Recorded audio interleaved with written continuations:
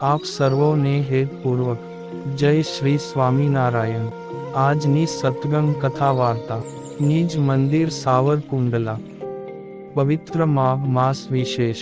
આજે આપને સત્સંગ કથા વાર્તા અંતર્ગત શ્રી વેદરસ કથા સાંભળશું।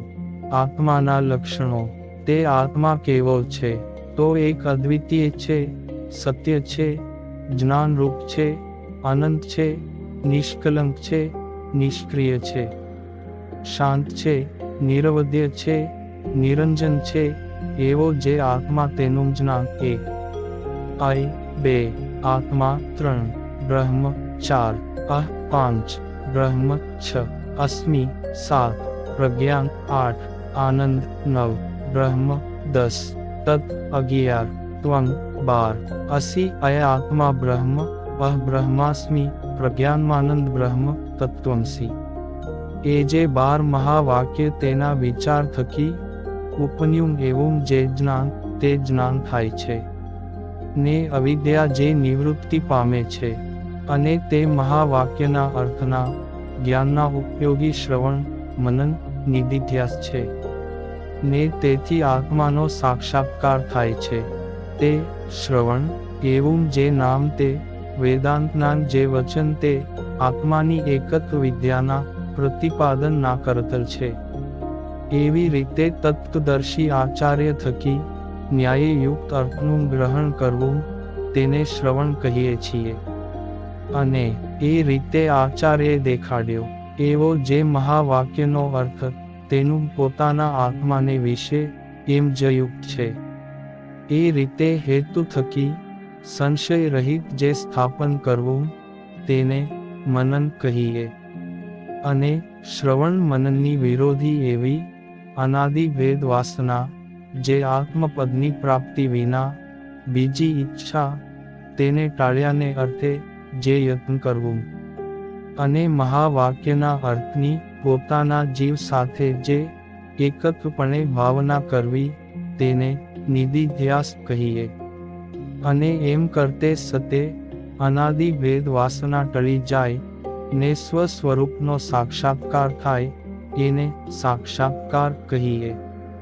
અને એ જે સ્વસ્વરૂપ છે તેને જાણવાને અર્થે ચતુષ્ટય સાધન કહ્યાં છે।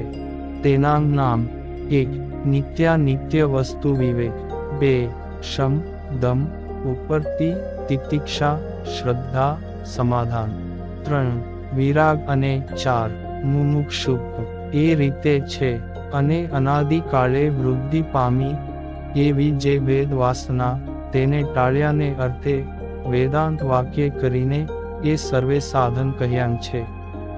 અને પોતાના જીવાત્માને જાણીને ઈશ્વર સંબંધી બુદ્ધિને કરે છે, વળી આત્માને જાણીને વિશેષે જાણે છે, ને ઓમ એ રીતે આત્માનું ધ્યાન કરે છે, ને તે આત્માને જાણીને મૃત્યુના મુખ થકી મુકાય છે, અને આત્મા તે જે લોક એટલે કે ધામ તેની ઉપાસના કરે છે તેને પામે છે। અને તે હિરણ્યમય એવા જે આત્મા તે દ્રષ્ટવ્ય કહેતાં દેખવા યોગ્ય છે, શ્રોતવ્ય કહેતાં સાંભળવા યોગ્ય છે, ને મંતવ્ય કહેતાં વિચારવા યોગ્ય છે, ને નિધિધ્યાસિત્વયમ કહેતાં અભ્યાસ કરવા યોગ્ય છે, ને અન્વેષ્ટવ્યમ કહેતાં ખોળવા યોગ્ય છે, અને વિજિજ્ઞાસિત્વયમ કહેતાં જાણવા યોગ્ય છે।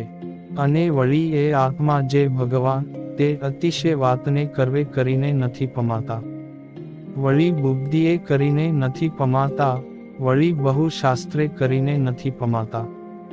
જેને એ આત્મા જે ભગવાન તે જે વરે છે તે પુરુષથી જ પમાય છે, અથવા તે ભક્ત જે એ આત્મા જે ભગવાન તેને પોતાના શરીરની પેઠે વરે છે તેણે જ પમાય છે।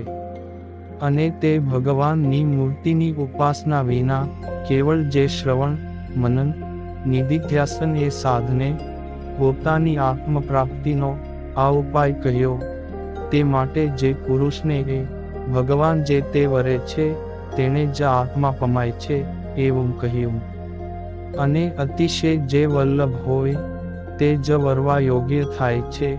વળી જે ભક્તને એ ભગવાન અતિશય પ્રિય હોય, તે જ ભક્ત જે તે એ ભગવાનને અતિશય વલ્લભ હોય છે.